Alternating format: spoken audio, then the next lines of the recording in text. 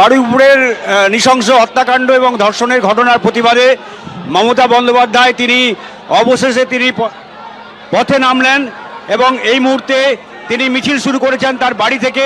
তার হাতে একটি বড় মোমবাতি রয়েছে এবং সেই সঙ্গে যারা তৃণমূলের কর্মী সমর্থকরা রয়েছেন তারা কিন্তু জাস্টিস ফর বারুইপুর এই স্লোগানে তারা এই মুহূর্তে তারা মিছিল করছেন। এবং মমতা বন্দ্যোপাধ্যায় তিনি এই বারুইপুরের ঘটনার প্রতিবাদে তিনি অবশেষে রাজপথে নামলেন। তিনি গতকাল থেকে যাওয়ার চেষ্টা করেছেন বারুইপুরে, কিন্তু তাকে কার্যত বন্দি করে রাখা হয়েছে বলে অভিযোগ করা হয়েছে, গৃহবন্দী করে রাখা হয়েছে বলে অভিযোগ করা হয়েছে। এবং সেই সঙ্গে আজকে মমতা বন্দ্যোপাধ্যায় তিনি নির্যাতিতার পরিবারের সঙ্গে পরিবারের সঙ্গে ফোনে কথা বলেন। গতকালও তিনি ফোনে কথা বলেছিলেন এবং এই মুহূর্তে তিনি রাস্তায় নেমেছেন, প্রতিবাদে রাস্তায় নেমেছেন এবং বিচার চাই, দেশবাসী বিচার চাই, জাস্টিস ফর বারুইপুর এই স্লোগান তুলে তৃণমূল কর্মী সমর্থকরা তারা রাস্তায় নেমেছেন, যার নেতৃত্ব দিচ্ছেন খোদ তৃণমূল নেত্রী এবং রাজ্যের প্রাক্তন মুখ্যমন্ত্রী মমতা বন্দ্যোপাধ্যায়।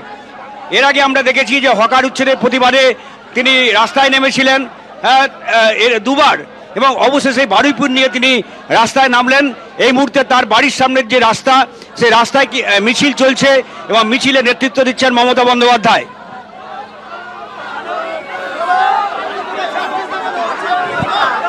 দেখতে পাচ্ছেন এই মুহূর্তে মমতা বন্দ্যোপাধ্যায় তিনি মোমবাতি হাতে বেরিয়েছেন, মোমবাতি মিছিল করছেন। মমতা বন্দ্যোপাধ্যায়ের সঙ্গে রয়েছেন দোলা সেন, ডেরেক ওব্রায়েনরা। বারুইপুর কাণ্ডের প্রতিবাদে মোমবাতি মিছিল মমতা বন্দ্যোপাধ্যায়ের। এর আগেও তিনি নির্যাতিতার পরিবারের সঙ্গে কথা বলেছেন টেলিফোনে এবং তিনি বলেছিলেন যে তিনি তার পরিবারের সঙ্গে দেখা করতে যান, কিন্তু তাকে নজরবন্দি করে রাখা হয়েছে বলে অভিযোগ করেছেন প্রাক্তন মুখ্যমন্ত্রী। আর বারুইপুর কাণ্ডের প্রতিবাদে এবার তিনি পথে নামলেন। আশাবুল হোসেন সরাসরি আমাদের সঙ্গে রয়েছেন। আশাবুল, একেবারে মমতা বন্দ্যোপাধ্যায় গতকাল থেকেই তার পরিবারের সঙ্গে যোগাযোগ রেখেছেন। দুবার তিনি ফোনে পরিবারের সঙ্গে কথা বলেছেন। গতকাল তিনি ফোনে কথা বলেছিলেন, অভিষেক বন্দ্যোপাধ্যায় রাত্রিরে কথা বলেন এবং আজকেও মমতা বন্দ্যোপাধ্যায় তিনি কথা বলেন এবং তিনি তার বাড়িতে যেতে চেয়েছিলেন, কিন্তু গতকালই পুলিশ কার্যত তাকে তার বাড়ির চতুর্দিকে ঘিরে ফেলে, এই গলিতে রুটমার্চ হয়। ফলে মমতা বন্দ্যোপাধ্যায় অভিযোগ করেন যে তাকে কার্যত হাউস অ্যারেস্ট করে রাখা হয়েছে, তাই তিনি যেতে পারছেন না। অবশেষে আজকে তিনি পথে নামলেন এই ঘটনার প্রতিবাদে এবং হাতে মোমবাতি নিয়ে মোমবাতি মিছিল তিনি নেতৃত্ব দিচ্ছেন এবং সেই সঙ্গে তৃণমূলের কর্মী সমর্থকরা যারা তার বাড়িতে এসেছিলেন তাদেরকে নিয়ে তিনি এই মিছিলে নেমেছেন এবং মিছিলের মূল স্লোগান জাস্টিস ফর বারুইপুর এবং রাজ্য দেশবাসী বারুইপুরের ঘটনার তারা প্রতিবাদ করছে এবং তারা বিচার চাইছে। এটাই মমতা বন্দ্যোপাধ্যায় এই জাস্টিস ফর বারুইপুর এই দাবি নিয়েই তিনি রাস্তায় নেমেছেন। নির্বাচনের পরে পরপর দুবার রাস্তায় নামতে আমরা দেখেছি মমতা বন্দ্যোপাধ্যায়কে এবং সেটা হকার উচ্ছেদের প্রতিবাদে তিনি রাস্তায় নেমেছেন এবং আজকে তিনি রাস্তায় নেমেছেন বারুইপুরের ঘটনার প্রতিবাদে। এর আগে কিছুক্ষণ আগে মমতা বন্দ্যোপাধ্যায় 4 জনের একটি প্রতিনিধি দলকে তিনি বারুইপুরে পাঠিয়েছিলেন, যার মধ্যে ছিলেন দোলা সেন, 2 সাংসদ, প্রতিমা মণ্ডল এবং ডেরেক ওব্রায়েন 3 সাংসদকে তিনি এবং শোভনদেব এবং বিমান বন্দ্যোপাধ্যায়কে তিনি পাঠিয়েছিলেন সেখানকার বিধায়ককে এবং তারা এসে মমতা বন্দ্যোপাধ্যায়কে তারা রিপোর্ট দিয়েছেন এবং এই রিপোর্ট দেওয়ার পরে মমতা বন্দ্যোপাধ্যায় এই মুহূর্তে তিনি রাজপথে নেমেছেন। তুমি দেখেছো যে বরাবরই মমতা বন্দ্যোপাধ্যায় তিনি একটা প্রতিবাদী চরিত্র, প্রতিবাদী নেত্রী বলেই তিনি পরিচিত। ফলে খুব স্বাভাবিক ব্যাপার যে বারুইপুরের মতো যেখানে নৃশংস হত্যাকাণ্ড ধর্ষণের ঘটনা ঘটেছে এবং এই ঘটনা ইতিমধ্যেই 3 জনকে গ্রেপ্তার করা হয়েছে। আগামীকাল মুখ্যমন্ত্রী শুভেন্দু অধিকারী সেখানে যাবেন বলে তিনি ঘোষণা করেছেন। ফলে তার আগে মমতা বন্দ্যোপাধ্যায় তার প্রতিনিধি দলকে সেখানে পাঠিয়েছেন। তিনি বা অভিষেক বন্দ্যোপাধ্যায় এখনও সেখানে পৌঁছতে পারেননি, কিন্তু কলকাতার রাজপথে তিনি নামলেন।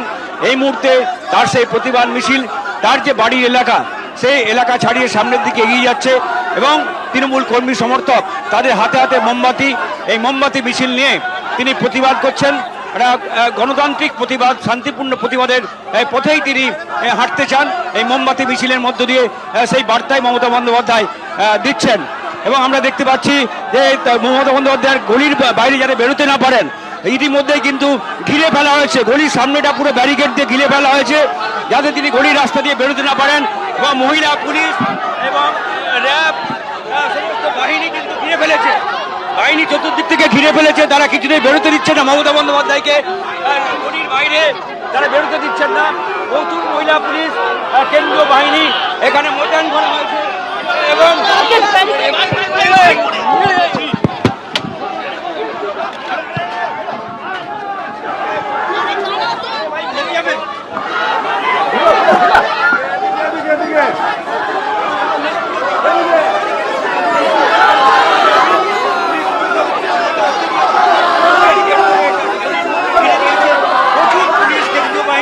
এবং রীতিমতো হুলস্থুল একটি কাণ্ড চলছে, একটা বিশৃঙ্খল পরিস্থিতি তৈরি হয়েছে। মমতা বন্দ্যোপাধ্যায়কে তারা তার গলির বাইরে বের হতে দেবেন না।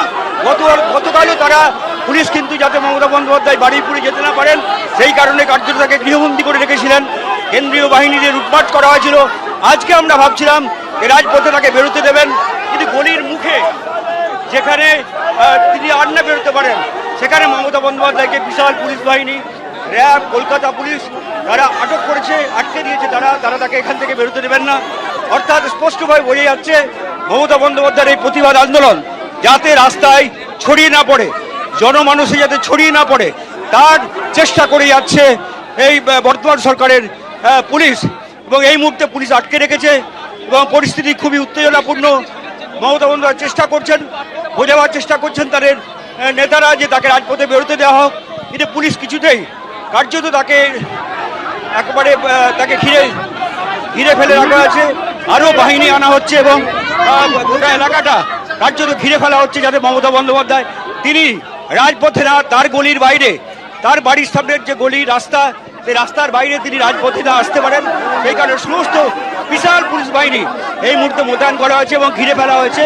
পুরো গার্ড ওয়াল দিয়ে পুরো এলাকাটা ঘিরে ফেলা হয়েছে যাতে কোনো অবস্থাতেই তিনি বেরোতে না পারেন।